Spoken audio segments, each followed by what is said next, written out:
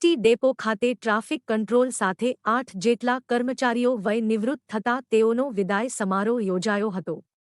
Chhota Udepur ST ડેપોના senior depot manager G R બુચની ઉપસ્થિતિમાં આ વિદાય સમારોહ યોજાયો હતો, જેમાં એસટી ડેપોના કર્મચારીઓ અને ડેપો મેનેજર દ્વારા મોમેન્ટો અને ફૂલહાર પહેરાવીને કર્મચારીઓને વિદાય આપવામાં આવી હતી।